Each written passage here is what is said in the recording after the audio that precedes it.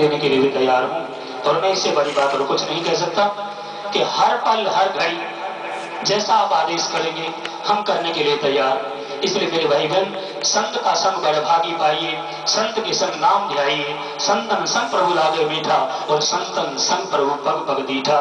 मेरे संतों की वार्ताओं को एक बार उतार के देखो, इसलिए ज्यादा नहीं कहूंगा क्योंकि महाराज श्री को फिर प्रोग्राम में भी जाना है। सो मैं निवेदन करता हूँ हमारे पूज्य महाराज श्री से कि महाराज श्री आए और जनता कब से आपका इंतजार कर रही है, उनका अपना साधुवाद प्रदान करें, अपना आशीर्वाद प्रदान करें, एक मार्ग दिखाएं।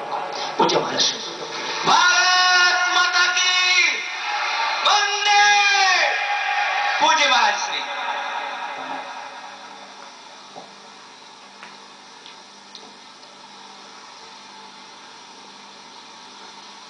आज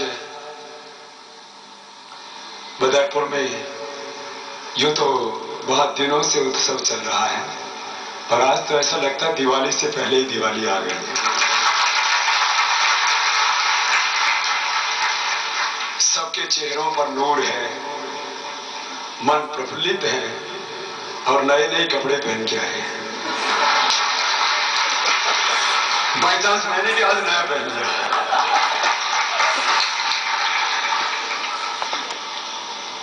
हमारे बहुत ही विद्वान, बहुत ही ऊर्जावान, ज्ञान के, प्रेम के, करुणा के, वात्सल्य के अथाह सागर और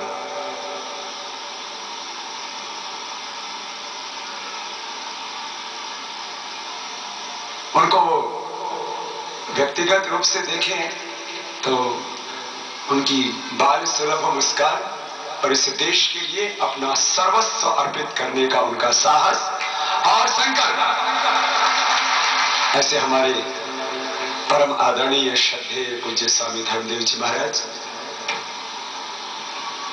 और भारत माता के साथ साथ गौ माता को संरक्षित करना, उसका संवर्धन करना, उसकी रक्षा करना, गो आधारित कृषि व्यवस्था, गो आधारित अर्थव्यवस्था होगी इस भारत में। वक्त लगेगा उसमें, चाहे 5 वर्ष लगे, चाहे 7 वर्ष लगे, 5-7 वर्षों के बाद में पूरा इतिहास बदलेगा, व्यवस्थाएं बदलेंगी और गाय इस देश की राष्ट्रीय पशु घोषित करने की बहुत दिनों से बात चल रही थी।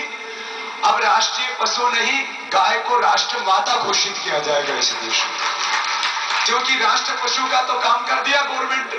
थोड़े दिनों पहले हाथी को राष्ट्रीय पशु घोषित कर दिया। अच्छा, कितनी विचित्र बात है। हम तो सब प्राणियों में भगवान का दर्शन करते हैं। हमारे लिए तो हाथी में भी भगवान है, शेर में भी भगवान है, हिरण में भी भगवान है, मोर में भी भगवान है। यहां मोर मारने पर बहुत सख्त दंड का विधान है। यदि कोई किसी ने सिंह की हत्या कर दी या हिरण और उसमें भी काले हिरण की हत्या कर दी तो उसके लिए आजीवन कारावास है। और यही दंड हाथी के संदर्भ में भी। हम चाहते हैं हाथी की रक्षा हो, हम चाहते हैं हिरण की रक्षा हो और चाहे वो हिंसक सिंह, उसकी भी रक्षा हो, जिससे हमारी आने वाली पीढ़ियों को शेर देखने के लिए मिले। लेकिन एक हिंसक जानवर के लिए जब कानून बन सकता हो उसकी रक्षा के लिए, तो जो गाय मानव मात्र का कल्याण करती है उसकी रक्षा के लिए कानून क्यों नहीं बन सकता?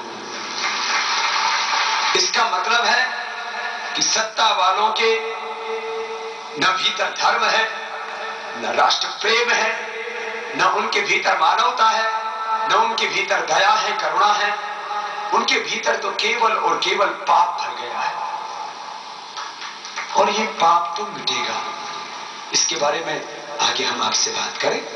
लेकिन मैं कह रहा था, जब तक गोमाता की रक्षा का पूर्ण विधान नहीं होता, क्योंकि करीब 5 लाख करोड़ रुपए हमारे देश में फर्टिलाइजर्स, पेस्टिसाइड्स के ऊपर खर्च हो रहा है।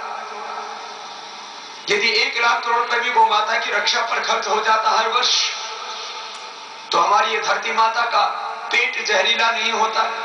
धरती माता के मुख में हमने विष डाल दिए, और जो धरती माता के, भारत माता के मुख में विष डाला, फर्टिलाइजर्स, पेस्टिसाइड्स, वो वापस कहां गया?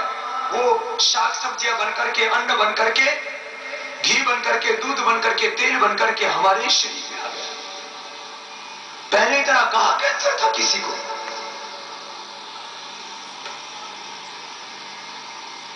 एक दिन तो मैं घंटे भर तक बैठा रहा और मेरे भीतर एक कंपन सा होता रहा और कभी मेरे मन में चिंता ना हुई। उस दिन करीब 1 घंटे के बाद मैं सामान्य हो पाया।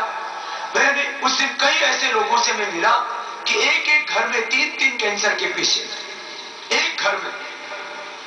मां को भी कैंसर है,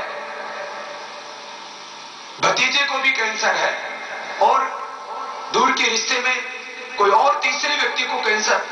छोटे 5 साल का बच्चा मेरे से मिला, उसको भी कैंसर है और 2-2 बार ब्रेन ट्यूमर का ऑपरेशन हो गया है। मैंने कहा यदि आज हमने इस भारत को नहीं बचाया, जैसे आज हर घर में मोटापा है और जितने भी यहां बैठे हैं सब तो खाते पीते घरों के लोग बैठे हैं। मेरे जैसा मतला तो एक आध है हम, ये तो हम आज ये कुछ सुखद संयोग है, तीनों बाबा ही बदले। नहीं तो महाराज मंदिर का गेट और बाबा का पेट तो दूर से दिखाई देता है।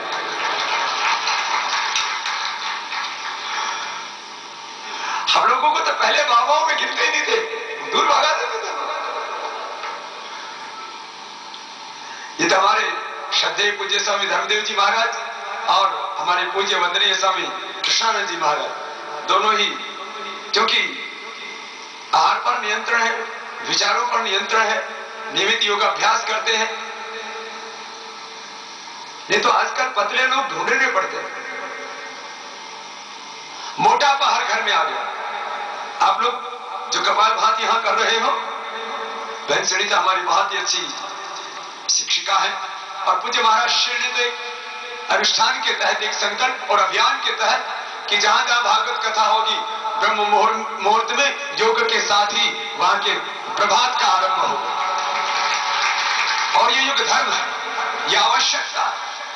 भोर में उठ करके 1 घंटा योग तो सबको करना है, 1 घंटा योग के लिए। फिर दिन भर हम तब कर्म योग करेंगे, भागवत करेंगे, अपने कर्तव्यों का निर्वहन ठीक से कर पाएंगे। रोग हमारी जिंदगी को आधा कर देते हैं, हमारे सुख को आधा कर देते हैं। जिसको रोग हो गया है उसकी उम्र आधी हो जाती है कम से कम। जिसको रोग हो जाता है उसकी वर्किंग कैपेसिटी, कार्य क्षमता उसकी आधी हो जाती है। जिसको रोग हो जाता है उसकी कमाई आधी हो जाती है, क्योंकि उतना मेहनत नहीं कर सकता और उसकी आधी से ज्यादा कमाई दवाई में जाती है।